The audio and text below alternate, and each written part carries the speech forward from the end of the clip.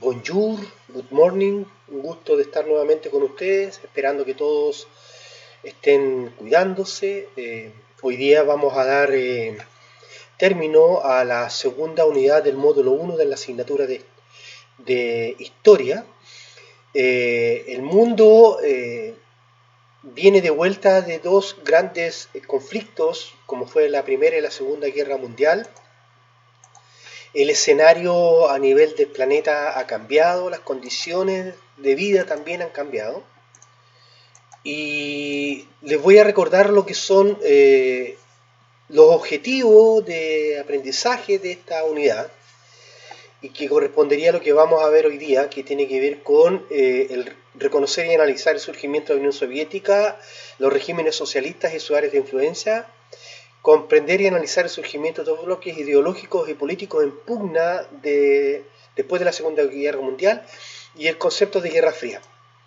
Bueno, durante la primera mitad del siglo XX se dan lugar a dos guerras mundiales que implicaron a varios continentes. La Primera Guerra Mundial, que comienza el año 1914 y termina el año 1918, donde se aparece un nuevo armamento como tanques, aviones.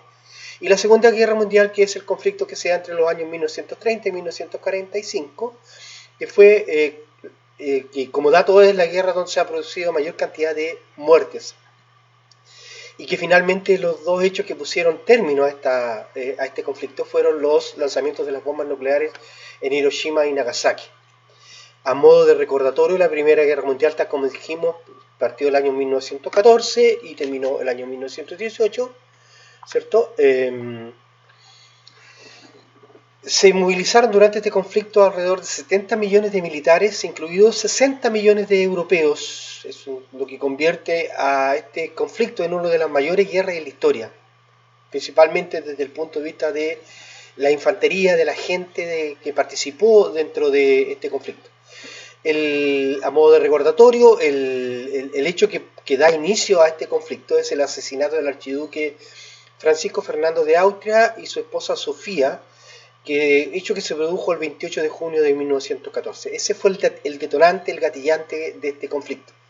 En el plano político, cuatro imperios autoritarios se derrumbaron: el imperio del zar, ¿cierto?, que fue lo que después se convirtió en la Rusia comunista, el imperio otomano, el imperio austrohúngaro y el imperio alemán.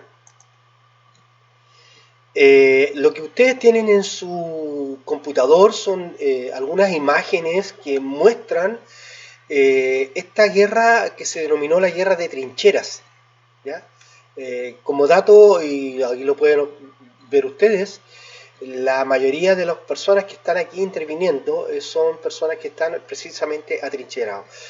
Lo positivo, si algo uno podría sacar de este o de todos estos conflictos, y particularmente de la Primera Guerra Mundial, fue el nuevo rol que asumieron o que adquirieron las mujeres. ¿Ya? Las mujeres, ¿cierto?, dentro de la sociedad se volvieron indispensables durante toda la guerra, en el campo, en las fábricas y en la oficina. Y esto tiene una explicación, porque el país, a pesar de que estaba en conflicto, de una u otra manera tenía que continuar con, por ejemplo, satisfaciendo necesidades básicas como la alimentación, y en ese caso las mujeres empiezan a asumir roles en las fábricas, en el campo, ¿cierto?, que van de alguna manera dándole esta preponderancia. En la Segunda Guerra Mundial, ¿cierto?, fue un conflicto bélico de alrededor de 100 millones de militares movilizados en una guerra total. La Segunda Guerra Mundial fue el conflicto más mortífero, es decir, donde se produjeron la mayor cantidad de muertes durante toda la historia, con alrededor de entre 50 y 70 millones de víctimas. El comienzo del conflicto se suele situar el 1 de septiembre de 1939 con la invasión de Alemania a Polonia, el primer paso bélico de la Alemania nazi en su pretensión de fundar un nuevo gran imperio en Europa. ¿Ya? La Segunda Guerra Mundial contribuyó a que emergieran dos superpotencias que buscaban repartirse el mundo: Estados Unidos y la Unión de Repúblicas Socialistas Soviéticas.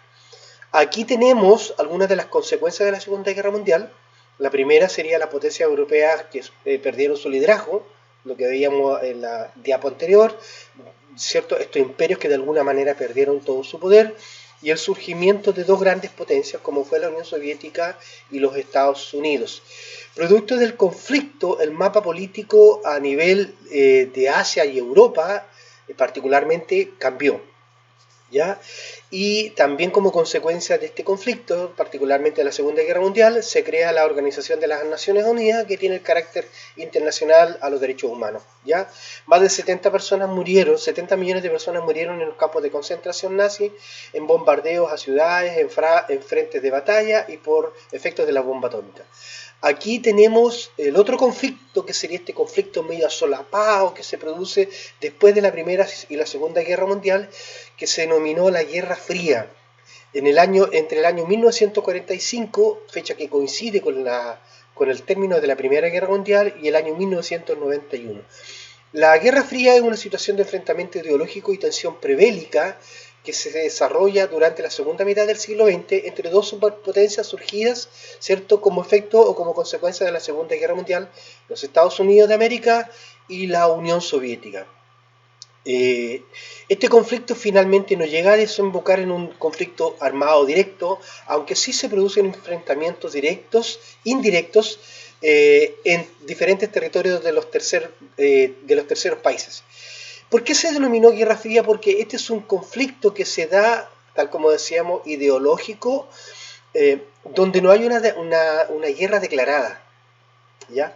No es como que Estados Unidos le haya declarado formalmente a la guerra a la Unión Soviética como se produce durante la Primera y Segunda Guerra Mundial. Aquí hay una situación de tensión, ¿cierto? Pero nunca ambos bandos, ya sea Estados Unidos o la Unión Soviética, declararon explícitamente la guerra a uno u otro, ¿ya?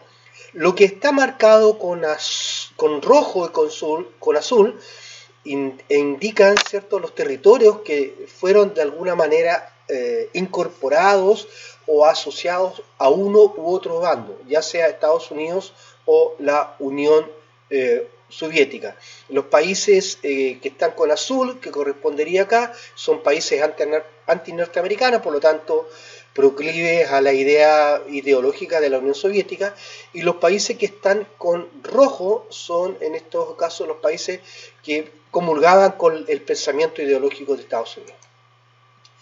Este link que acabo yo de colocar acá es un link que les permitiría, en la eventualidad de que ustedes quisieran profundizar un poco más sobre el concepto de la Guerra Fría, aclarar bastante más lo que nosotros hemos visto de manera bastante general, ¿ya?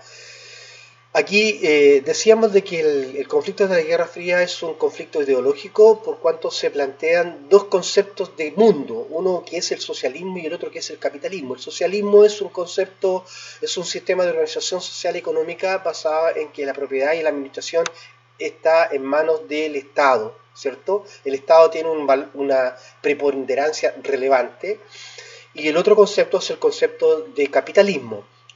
Y estoy citando aquí el concepto de bloqueo porque tiene que ver precisamente con las consecuencias de la guerra o cómo la Guerra Fría se sintió particularmente en nuestra América Latina. Y el concepto de bloqueo tiene que ver con una consecuencia aplicada en este caso por Estados Unidos sobre Cuba. Algunos de los momentos de tensión que produjo este conflicto ideológico, esta guerra no declarada entre Estados Unidos y la Unión Soviética, bueno, está la construcción del muro de Berlín, la guerra de Vietnam donde participa Estados Unidos, ¿cierto?, y la crisis de los misiles. Y aquí voy a hacer una mención a este hecho particular porque si hay alguno de los tres conflictos que generaron más tensión, sin duda la crisis de los misiles fue en el año 1962 el momento más cercano que estuvo el planeta en declararse nuevamente entre Estados Unidos y la Unión Soviética un conflicto armado de escala mundial, ¿ya? Posteriormente ahí ustedes tienen una actividad grupal, pero que por efectos del trabajo que hoy día y de la situación en la que hoy día estamos, van a tener que realizarlo en forma individual. ¿ya? Aquí está lo que significó la distribución geográfica de la Unión Soviética, ¿cierto? Como consecuencia de la Guerra Fría, ¿cierto? Acá aparece mucho más claro. Hoy día este es el gran territorio de Rusia. Tenemos Letonia, Lituania, Moldavia, Georgia, Armenia, Azerbaiyán, Turquestán, Tayikistán y Kirguistán, ¿cierto? Por nombrar algunos de los países que en algún momento, producto del conflicto o de las consecuencias que provocó la Guerra Fría, después emergieron. Originalmente la Unión de Repúblicas Socialistas abarcaba todo este terreno, ¿ya? La caída de la Unión Soviética y el fin de la Guerra Fría, bueno, la crisis económica provocada por el aumento de los precios del petróleo en la década del año 1970 inició un importante desequilibrio entre ambas superpotencias. Particularmente, este hecho afectó a la Unión Soviética, ¿ya? Quien había tenido que endeudarse para poder mantener sus gastos en defensas, la elaboración de armamentos y también el otro digamos, pugna que tenía con Estados Unidos era lo de la carrera espacial. Ahí surge la figura de Mikhail Gorbachev, un líder soviético que en el año 1985 asume el liderazgo de la Unión Soviética y que intentó pedir préstamos para poder de alguna manera volver a poner de pie a su país. Sin embargo, ello estuvo planteado a ciertas condiciones, ¿ya? Primero que nada, el tema de la apertura informativa en la población, lo que se denominó la glasnost, que significa transparencia, y la perestroika, que es una especie de reestructuración que implicaba abandonar el modelo de economía planificada y modificar el rol del Estado dentro de ella. De esta manera estamos finalizando la unidad número 2 del módulo 1. Ante cualquier duda, ante cualquier consulta, no duden, por favor, en comunicarse vía correo sergioandresguzmanm@yahoo.es, a través de mi WhatsApp, que ya es de conocimiento de ustedes, ¿cierto? O bien a través de los llamados telefónicos. Que tengan un lindo día y nos estamos viendo en otra oportunidad.